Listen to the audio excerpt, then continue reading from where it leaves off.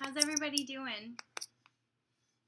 Good. Oh, we have some muted people. Okay. Thumbs up are good. Thumbs up are good. Who is over here? Oh, Katie. Got him. Okay.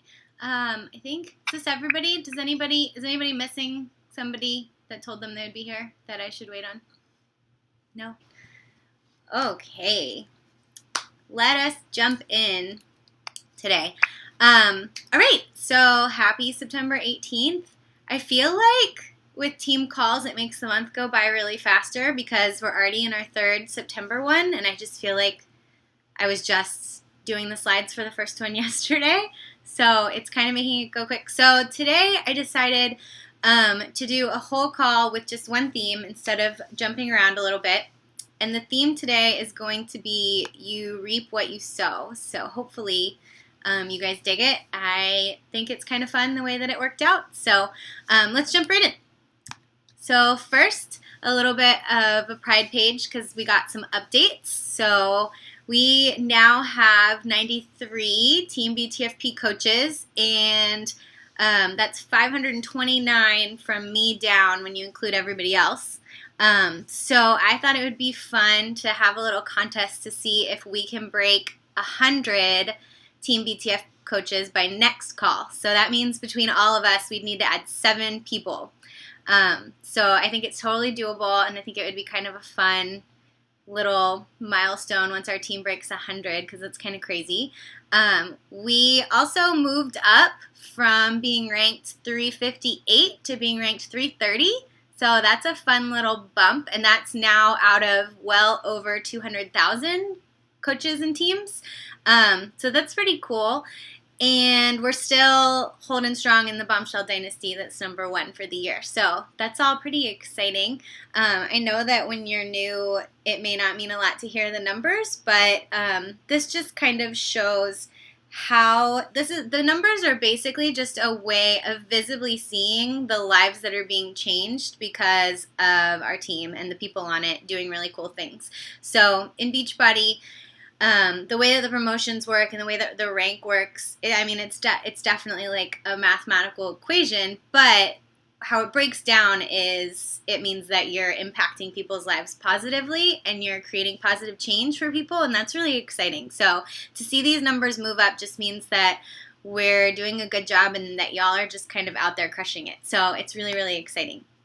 Okay, so today, since we have, let's see, October, November, December, 3 months and a handful of days left in the year, I thought it would be fun to kind of come up with our goals through the rest of the year as a team. So our 2014 team goals. So as the call is going on, before we open it up for questions and answers later, I want you guys to kind of be thinking of some that you think would be really cool for us to have as a team. And when I open it up, I'm just going to write everything down, and we can kind of like consolidate and pick the ones that we think would be really cool as a group to accomplish. For me, two of the 2 big goals that I think would be really cool for our team to accomplish by the end of the year is for our team to be an elite 7-star diamond team and ranked in the top 100. So when I said we were 330, that is our rank. So to get that into the top 100 teams.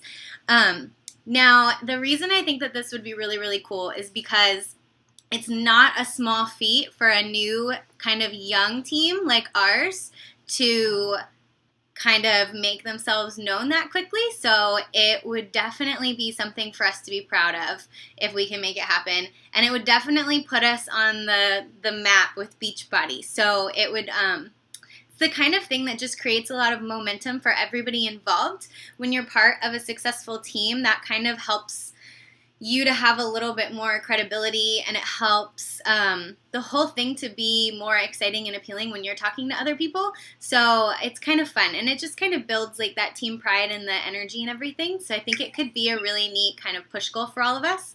An elite 7-star diamond team would mean that 7 of the 93 of you guys were diamond coaches or above. That's what that would mean.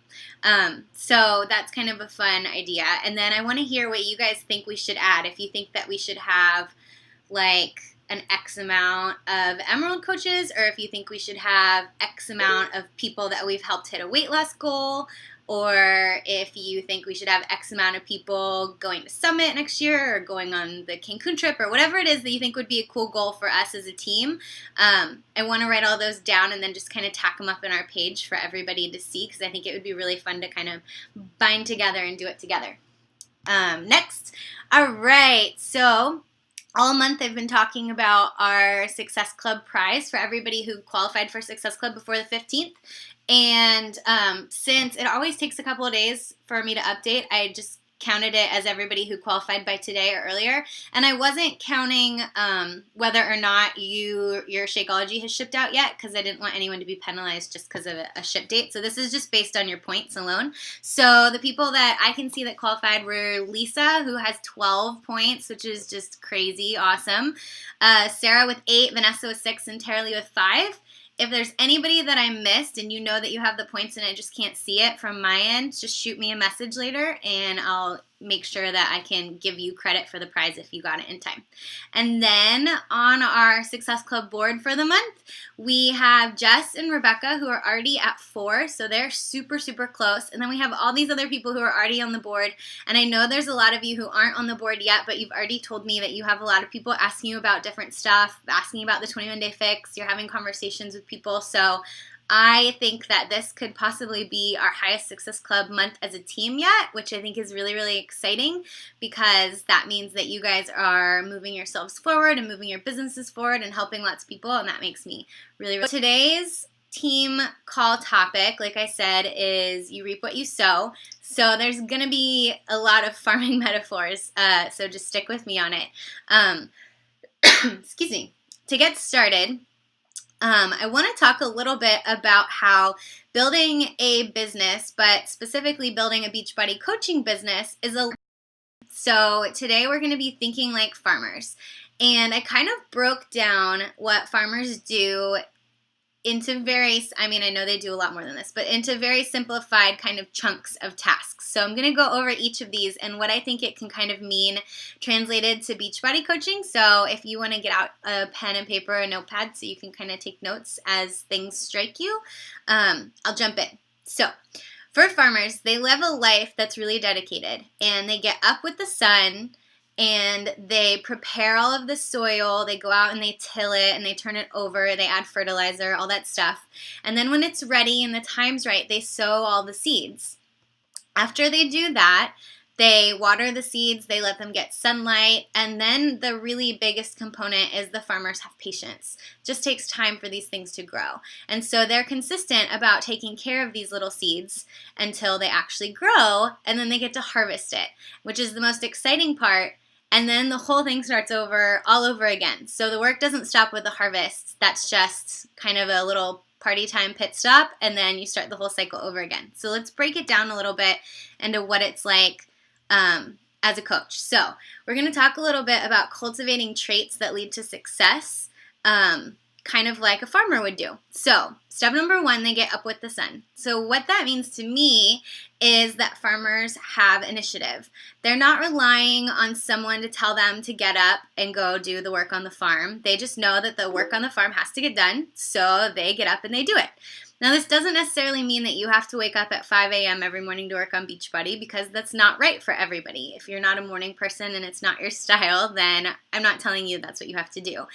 But I am saying that this trait of farmers, this taking initiative trait, is something that is really important, and it can really help on the path to success.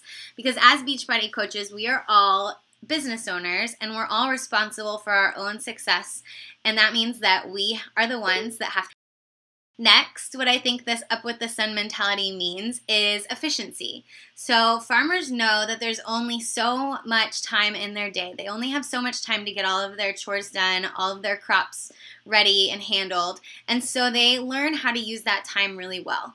So as Beachbody coaches, a lot of us have other stuff going on. For most of us, especially when you're new, Beachbody isn't the only thing you're doing. Now that may be the end goal, to be a full-time Beachbody coach, and that's really awesome and exciting, but for the beginning, for the hardest time, when you're having to really put in a lot of effort and hard work, you are usually spread between a lot of other things. So it is so important to master efficiency. And this is something that you hear a lot of coaches, top coaches, talk about when they say power hour. And we've talked about that in past team calls. But it goes beyond that. It just goes to learning how to be efficient with the time you have in your schedule. If a power hour doesn't work for you because you can't sit down for 1 hour and crank stuff out, then look at your daily schedule and figure out where you can be efficient. Maybe you can have a couple 20-minute chunks. Maybe you can have a full 3-hour power session when you're in between other things. Whatever it is for you, learning how to be efficient and blocking out all of those extraneous details and distractions is so, so, so important. Because a lot of the times we are working, and we're not actually being efficient. We're just being busy. And that is definitely a trap that we can get into when we're self-employed. And I want all of you guys to not get stuck in it. So cultivating efficiency, I think, is really important. Third, that I think of with Up with the Sun is that makes me think that this farmer is a leader. He's setting the tone for all of the people that work on his farm, for his family, for all of the employees, for all the people that help by being there himself and actually being the one that gets up with the initiative and that gets out and does the work every day. So as a Beachbody coach, whether you're actually leading your own team yet or whether you're still just leading challengers or whether you haven't even started running your own challenge groups and you're just inspiring people from afar, you really are a leader from the very beginning, and this mentality shift, when you can start to consider yourself a leader, start to make choices as a leader, and start to act like a leader, can really be a game changer for a lot of people. So when you start doing the things that you want other people to do because you're leading by example, you can really start to see a momentum shift. Next, farmers ready the soil. So some of the things that farmers do for that is they turn it over. They go out and they plow it and they just mush all the dirt up and mix it all around. And the aim of that is to get all of the stuff in the dirt mixed together and prime it for the seeds, to reveal new areas, to create more surface, and just to get it all ready. So what can that mean for you? That can mean that rather than just relying on sharing on your personal Facebook page, you could start to branch out a little bit. Maybe you join some local mom groups, or maybe you join an art studio, or maybe you start going to yoga classes, and you start turning over your soil and priming it, and you start cultivating some new relationships and some new channels and outlets for you to be able to plant these seeds. Next, they fertilize the soil. So that is kind of an easy metaphor to draw, but it basically means that you're making a receptive place for the things that you're going to be sharing. A really, really great way of doing that in Beachbody coaching is adding value. And we talked about this in past calls, and I talk about it all the time, but being a social media giver instead of just a taker, which means that you're giving stuff to your audience that's beneficial to them, that's inspiring to them, that's entertaining to them. Whoever has their mic on, if you don't mind muting it really quick. And you are getting the soil ready to be receptive to what you have. So this, I think, is a super important part. And next, just foundational things. Getting the soil ready for the seeds is a foundational aspect of the business of farming. And I think that in Beachbody, we have to understand that getting our soil ready for the seeds, priming your audience, making sure that you're cultivating these new outlets and new relationships, that's a foundational thing. It's not just if I feel like doing this, maybe it would be helpful. It's definitely something that needs to be happening all the time, because that's the kind of thing that establishes trust between you and your audience. It's the kind of thing that separates you from all of the people out there that are just adding people to these sales groups and annoying people with business pitches. This is what makes you stand out and makes you actually someone that people feel like cares about them and can help them. And that makes them so much more receptive to what you have to say when you do say it. Next, farmers actually sow the seeds. So I know that this may seem silly, but you actually do have to sow some seeds to have some seeds grow. That means that you have to do the work. You have to get out there and know that it is going to be work, that maybe you're going to get a little sweaty, that maybe it's going to be a little difficult sometimes, and maybe it might feel a little tedious out there just sowing seeds all day long. But you still have to do it because it's part of the process. Farmers scatter the seeds. They throw them out in all different directions instead of only one. You don't see farmers only planting seeds in one teeny little plot because that wouldn't reap a very good harvest. So they spread them out all over the place. And last, the farmers are pretty impartial about which seeds grow and which seeds don't. You don't see farmers spreading seeds out on one plot and another plot and then coming back and crying and saying, I'm going to give up because these first plot seeds didn't grow at all, and being really upset about the time that they spent on those ones. They just know that it's part of the game that some seeds are going to grow and some seeds aren't going to grow, and that it's a numbers game. So they just have to keep throwing more and more seeds out there and nurturing them, and they know that some of them will grow and some won't, and in the end, they'll still end up with a good harvest.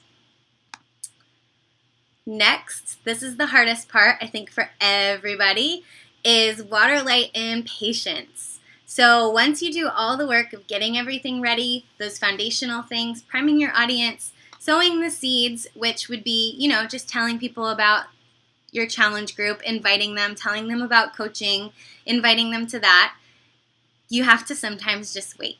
And so farmers understand that they need to be consistently nurturing the seeds that they sowed, and that will produce results. Even if the farmers can't see the seeds sprouting and growing, they still go out there every day and make sure that they're watered and cared for, and they know that it just takes time for it to happen. It's a natural process.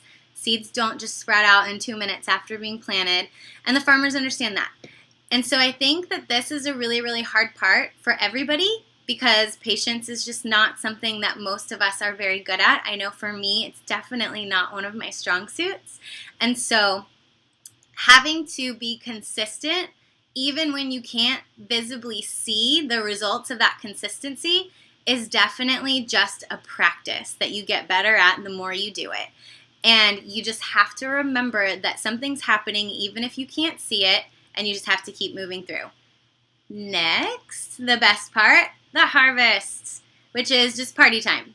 So this time happens for different people at different times. There's not necessarily a set in stone time where I can say exactly 1 week after you invite someone to a challenge group, they're going to get back to you and be ready to go. Or exactly 2 months after you've been talking to somebody, they're going to join your team. Because it's so different for every single person, for every single coach. Fitness and weight loss, starting a new business, all of that stuff, they're big decisions, and people have to be emotionally ready for them. And so you just have to be there consistently, ready and waiting, so that when those seeds that you plant do harvest, you're ready to get them. But this isn't the end. This is definitely the funnest part, and it's so fun to be excited during this time, to celebrate the achievements that you hit during this time. But then it's time to start the whole process over again. It's time to start tilling the soil from the beginning after your harvest, and doing the whole thing from the very beginning all over again. Okay, so let's talk about the attentive gardener and being on the lookout for things that can be enemies to your harvest. So let's talk a little bit about what those things can be. Number one, weeds. Every gardener knows that they have to keep weeds out of their garden. Same with farmers. These are the things that pop up seemingly out of nowhere, and they can stifle all of your plants and your seeds. So what would these things maybe be? Take a second, just kind of think for a minute. What do you think the weeds could be in your life, in your business? For me, I think that they can be negativity, resentment, anger, anxiety, a lack of confidence. All of those things can kind of slowly grow and seemingly come out of nowhere and choke out all of the results that you could possibly be having. So you have to banish them from your garden. When you see them pop up, you have to nip them right in the bud, literally, and get them out of there. Next is scavengers. So like for gardeners, that would be like squirrels or birds or rabbits or raccoons or whatever comes and tries to snatch away all the good stuff from the garden. This can happen to us too. So for me, I kind of imagine scavengers being those negative Nellies in your life, and it could even be you from time to time. But you have to keep them away from the fledgling plants. That could be from your fledgling dreams and goals. That could be from your new challengers, that are still in a very vulnerable spot. You have to create a safe and kind of negativity-free zone for all of these things to grow. So, for example, in my challenge groups, I make it really clear that this is a positive space and that I want everyone to feel very comfortable opening up about their struggles, but that it's not just going to be a negativity zone where everyone can dump all of their, negative thoughts for the day. Like, everybody has their ups and downs. Everybody needs to be encouraged sometimes, but we're not just going to come and complain, because that's not the point of the group. And that can help the scavengers from coming and getting all of the growing seeds. Next, drought. Drought can ruin your garden and your harvest. Now, what can a drought mean in Beachbody coaching? Forgetting to water and nourish the seeds is basically just throwing away all the work that you've done, because they need those things. So if you're feeling dried up and you feel like you can't be nourishing other people, you can't be pouring into your challengers, you can't be pouring into your audience or your new coaches, then maybe it's time for you to fill your well back up, which to me means spending a little bit of time doing things that rejuvenate you and focusing on more personal development. Now, I know you're probably sick of hearing coaches tell you that you need to do personal development, and you're like, I get it, okay? I'm reading. Leave me alone about it. But this can be more than just reading personal development books. This can be watching a really interesting documentary on something that's related to health or fitness. Like Food Matters is a really good one. And you can actually learn a lot of stuff in there that can help you in your challenge groups or when you're talking to people. Or it could be watching TED Talks on YouTube, because those are highly inspirational. It could be reading a personal development book. It could be just quiet personal time. It could be meditation for you, if that actually really helps you, and listening to maybe like a guided meditation, or just taking that quiet time out and just kind of chanting positive things in your mind to yourself for a few minutes. Whatever it is that refills your own personal well, it's so important for you to make that a priority and to give yourself the time for that. Because if you are dry and empty, people, and your seeds are just going to dry out, they're not going to grow.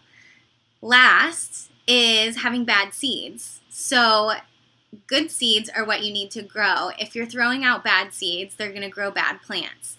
So some of the things that I think of when I think of sowing bad seeds, and this can be inadvertent a lot of the time, I don't think anybody does this on purpose, but if you're sowing fear or laziness, scarcity mentalities, and doubt or hostility, then you're going to get those things growing. And those are definitely bad plants to have growing in your garden. You don't want those things. Okay, I need everybody to get out a pen and a piece of paper or a notepad on their phone or their computer where you can write. And I want you to write exactly what this looks like. My ideal challenger, 1, 2, 3, 4, 5. My ideal coaches, 1, 2, 3, 4, 5.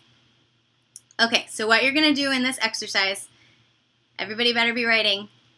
I want to see heads down. Okay, what I want you to do is I want you to take a minute and think about your ideal challenger. So this is someone who orders a challenge pack from you and commits to one of your challenge groups. Now, all of you, I'm hoping, have at least been through a challenge group, even if you're new or are in one or have led one, so you can kind of have an idea of the person that you think is the most fun to have in your group. So I want you to write down the top 5 qualities that that person would have. You don't have to rank them, just kind of jot them down. And then when you're done with that, I want you to do the same thing for your ideal coach. Now, this is someone who's going to be joining your team and working with you on your team, that you're going to be training them, you're going to be helping them. What kind of coach do you want to have? What are the top 5 qualities or attributes that you want that person to have? So you almost have to think of this a little bit like if you were hiring someone, like an employee, like what would those 5 things that would be so important to you and that person to be? Because a coach on your team, even though they are an independent business owner, it almost is like adding an employee to a business, because you're going to be working together and training them, and they're going to be kind of representing the ethos of your team and of you a little bit. So you kind of have to be specific about what you want and don't want joining in with your team. Okay, I'm going to give everybody another minute to finish that. When you're done, just look up so I know.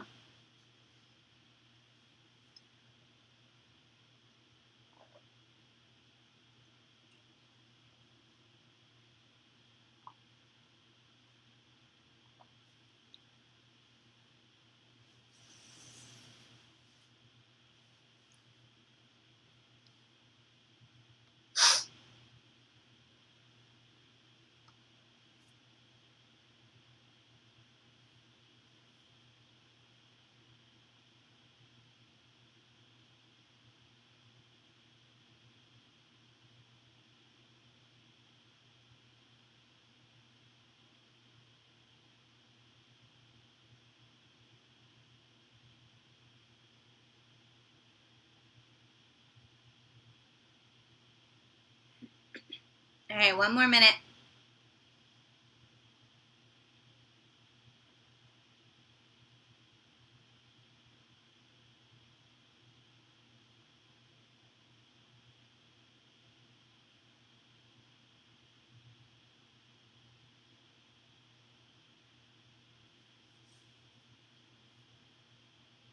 Okay, everybody good? If not, just crank out the last few and look up, or leave them blank and you can come back to it. Excuse me. Okay, keep your piece of paper out. Now, I'm just putting examples in here of what you could have written down. Now, I want you to go through them, and it's time to be really, really honest, brutally honest. I'm not going to make you show me or anybody else your paper. So I want you to go through and do a little line next to each trait that you wrote, and I want you to rank yourself on a scale of 1 to 5 for each attribute. 1 meaning that you're very, very weak in it, and 5 meaning that you are as ideal as possible in that attribute. And I want you to be really honest, and I don't want you to write down what you wish you would be. I want you to write down, let's say, how you were in that attribute this last week. And I want you to write it next to each one and go through your challenger attributes and then your coach attributes.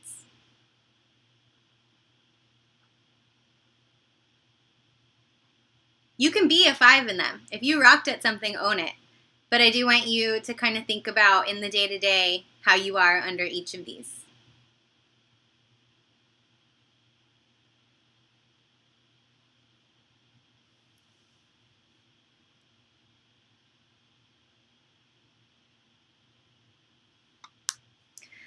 So hopefully you had some high-ranking numbers, maybe you had some middle-of-the-road numbers, and maybe a couple of you guys had some lower ones.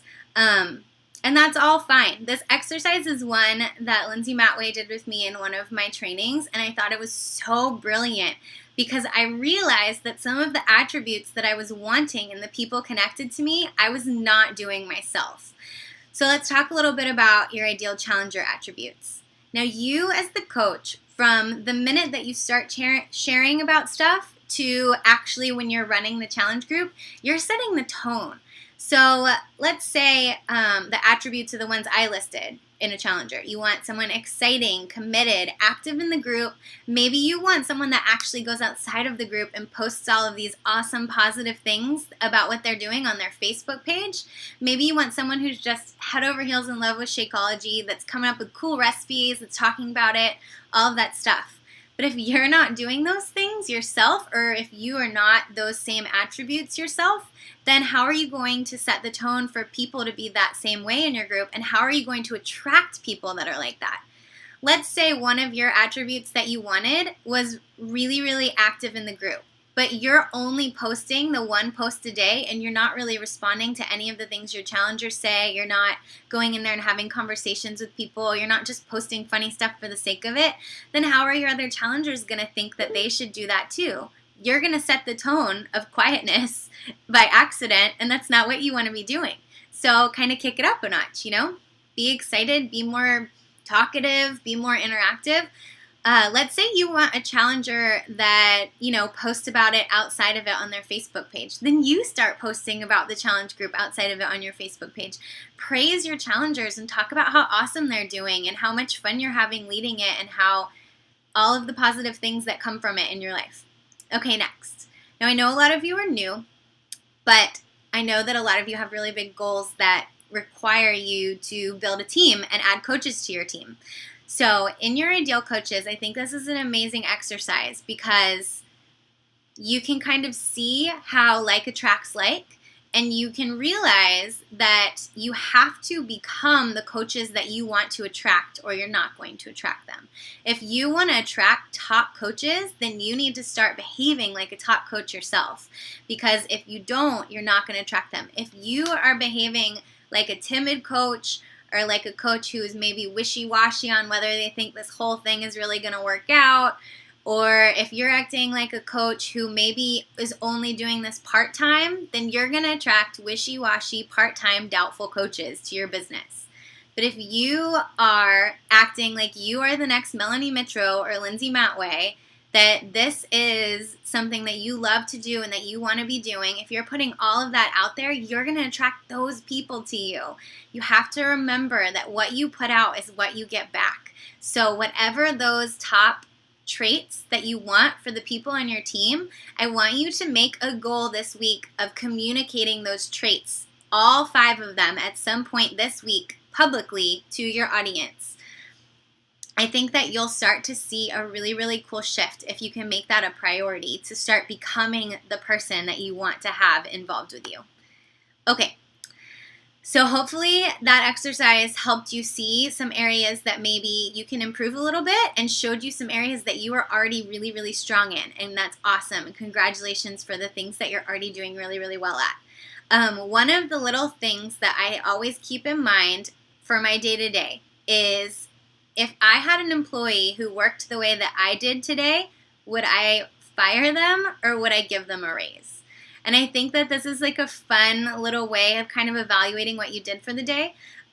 We are self-employed, so we have a lot of freedom, and freedom is the goal, but we still need to be responsible if we want to grow successful businesses. So if you had an employee who, missed his appointment or decided that he was only going to come into work half the time today, and rather than talking to the 5 people he said he was going to, he just talked to 2 of them. And if he didn't actually, post the things that he had planned to do, if you were the boss, wouldn't you go to that employee and be like, "What's up, dude? You're really only functioning at like 40% here. Come on, I need you to bring it up a little bit. We've got some stuff to accomplish." You have to be basically your best employee because you are your best and only employee. So you have to kind of consider, as a boss, how would you want the people under you to act, and start kind of acting that way by default, because you are both boss and employee, and everyone that works at your company rolled into one person. So if you're starting to kind of see some of these negative traits that are on the right side, it may be because you were inadvertently sowing those traits before. But the good news is that farming is cyclical, so you don't have to always have those things as crops in your business and your life. You can make the decision to start sowing good things and positive things and putting those things out there so that you can start reaping those things in the future. All you have to do is make the decision to start doing it, and to make the decision to stop sowing the other things. And then you just have to be consistent and give it a little time, and you'll start to see the positive things coming to fruition. I promise that it works. I've seen it in my own life. I've seen it in the lives of my success partners, in coaches on our team. There are a bunch of them actually on the call that maybe after, when we're talking, can tell you a little bit about seeing this happen in their own businesses. But it's 100% true if you actually commit to making it work. So, okay, we're going to end the screen share. Oh, one last thing. I want you guys to think of questions if you have any. For the rest of September, the 21-day fix will still be on sale for $20 less than its normal price, and P90 is going to be launching soon.